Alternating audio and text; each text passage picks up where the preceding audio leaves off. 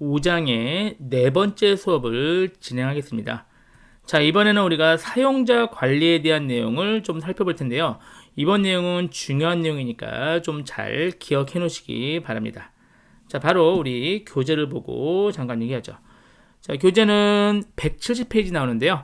사용자 관리라는 것은 우리가 지금까지는 루트 사용자로 접속해서 사용했는데 이 루트는 모든 권한이 있거든요. 그래서 사실은 이 루트를 함부로 쓰는 것은 굉장히 위험합니다. 그래서 현업에서는 이렇게 사용하지 않고 여러 명의 사용자를 새로 만들어서 사용자별로 다른 권한을 주게 돼요.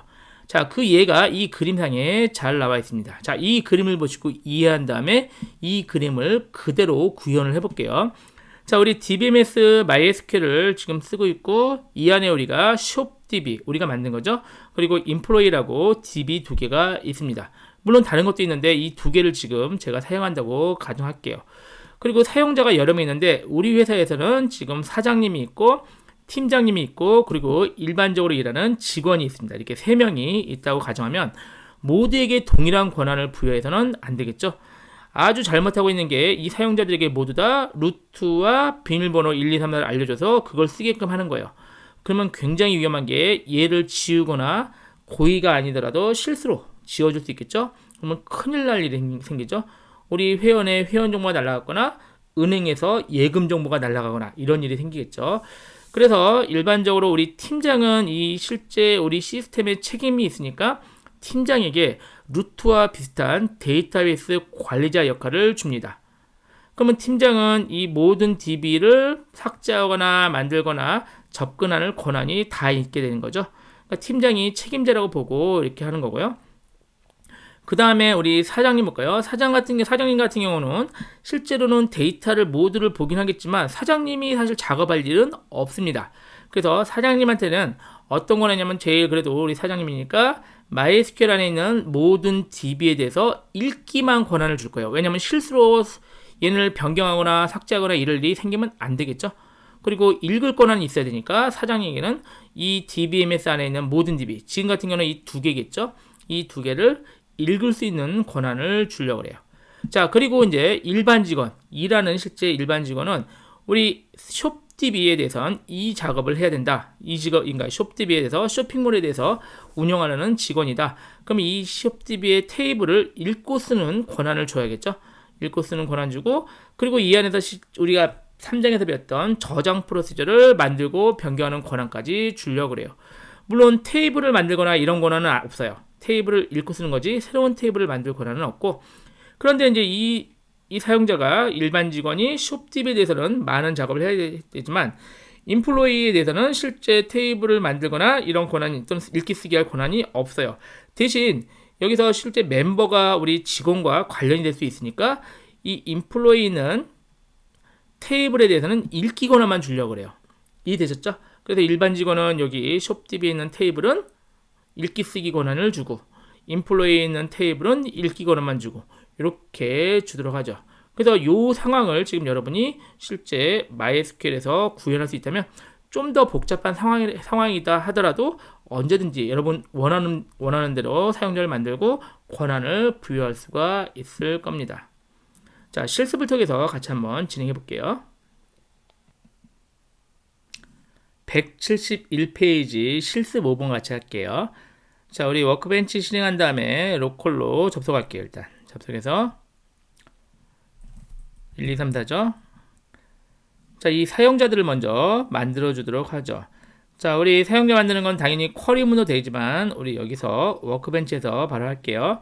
어드미니스트레이션 얘 클릭하고 유저 앤 프리빌리지 있거든요. 사용자와 권한을 주는 겁니다. 자, 얘를 클릭하세요. 그럼 여기서 이제 사용자를 새로 만들고 관리할 수가 있어요. 기존 사용자들 목록이 여기 보이는 거거든요. 자, 우리는 새로운 사용자 팀장님부터 먼저 만들어 줄게요.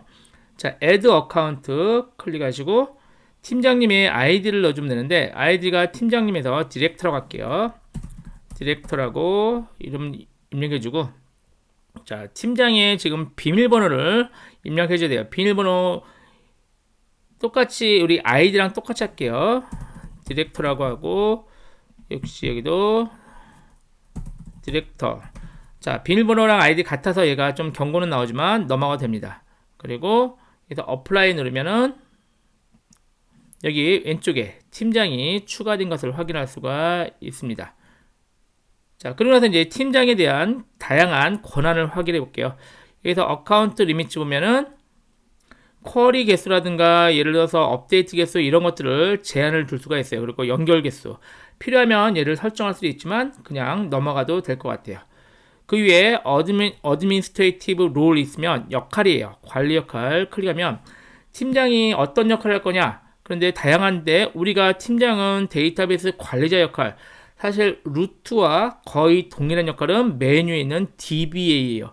얘만 체크해주면 나머지는 자동 체크되거든요.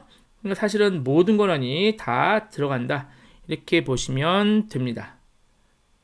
됐나요? 자, 오른쪽에서 어플라이 권한 눌러볼까요? 어플라이 누르면 얘가 실제 적용이 되었어요. 자, 이렇게 해서 팀장님을 만드는 건 쉬웠어요. DBA 권한만 주면은 그냥 끝났습니다. 자, 이번에는 사장님을 만들어 보죠. 다시 add 어카운트 눌러서 사장님은 CEO라고 하죠. CEO. 비밀번호도 CEO 하고 apply 눌러서 적용시킨 다음에 CEO에 대해서 어디 어드미니스트레이티브 롤을 보면은 이 사람은 모든 권한을 다 주면은 당연히 안 되겠죠. 읽기 권한만 주기로 했죠. 그래서 사장은 오른쪽에 보면요. 글로벌 프리빌리지 보면은 여기 쭉 내려면 셀렉트 있어요. 알파벳으로 셀렉트를 체크해 주면 돼요. 그러면은 여기 커스텀이 체크될 거거든요. 그럼 지금 우리 사장님은 이 글로벌이 이제 이 전체에 대한 얘기예요. 전체에 대한 권한에서 읽기 권한만 있다. 이렇게 얘기가 되는 거예요. 그럼 우리가 원했던 사장님은 전체에 읽기만 되게끔 설정이 된 겁니다. 어플라이 누르면 사장님까지 간단히 완성이 됐네요. 자, 제일 복잡한 게 이제 일반 직원인데요. 이 일반 직원 만드는 방법을 잘 알아놓으면 다른 것도 이거보다 조금 더 복잡한 것도 어렵지 않게 만들 수가 있을 겁니다. 자, 만들어보죠. 다시 역시 일반 직원은 add 눌러서 스텝이라고 할까요? 스텝으로 하고 비밀번호 똑같이 할까요? 스텝으로 하죠. 하고 일단 apply 누르고 스태프에 대해서 이제 확인해 볼까요?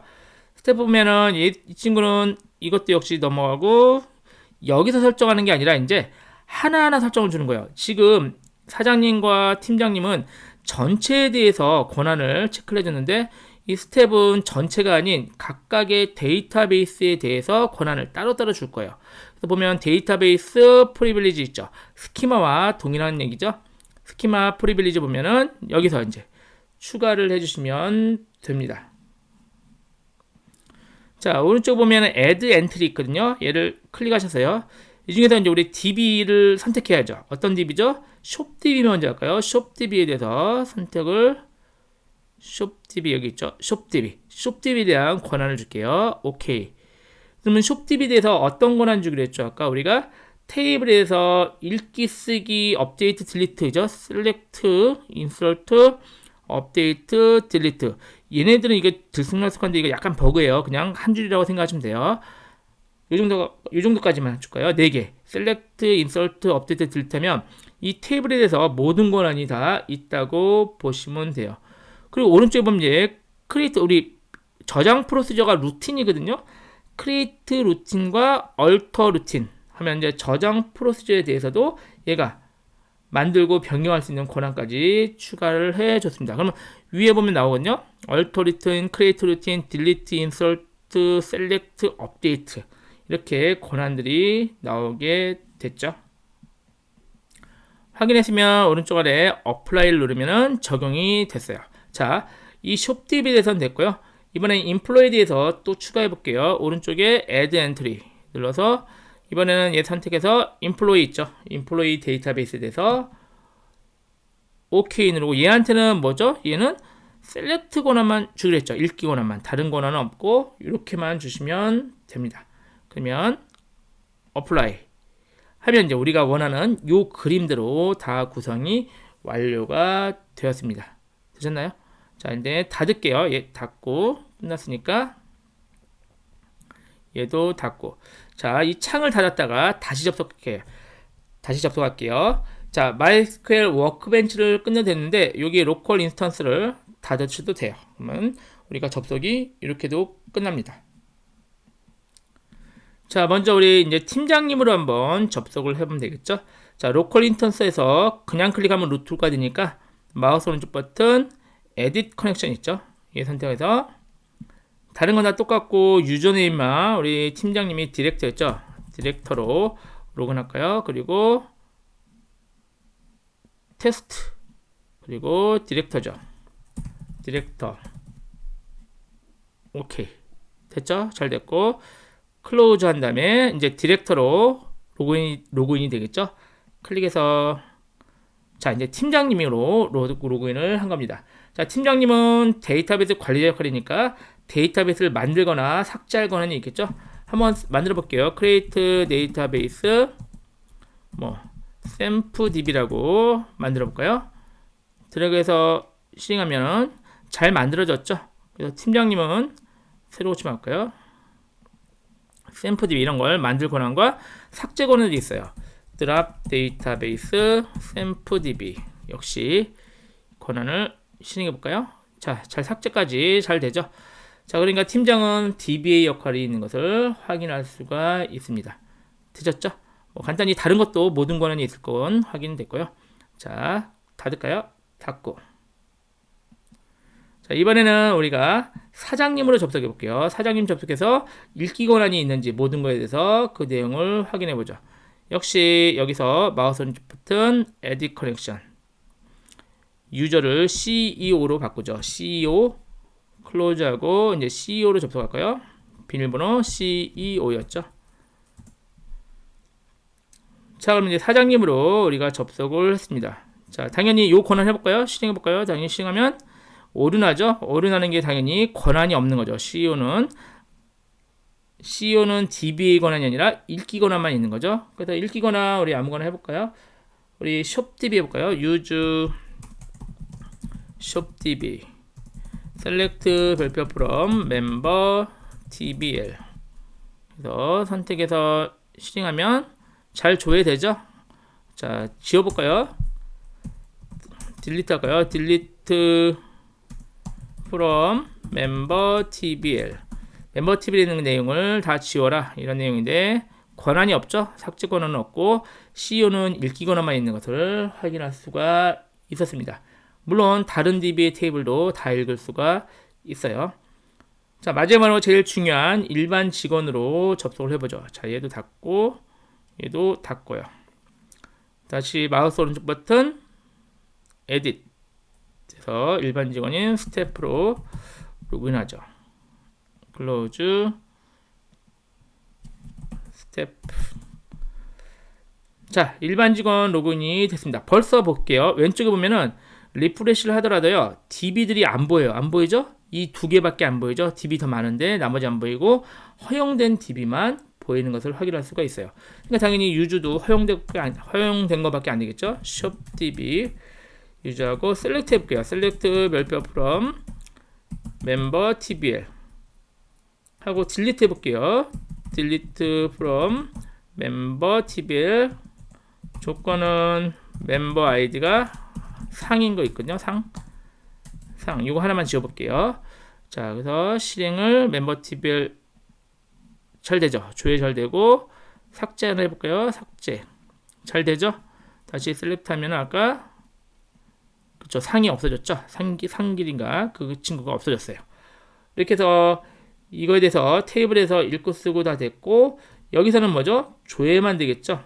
유즈만 해볼까요? use employee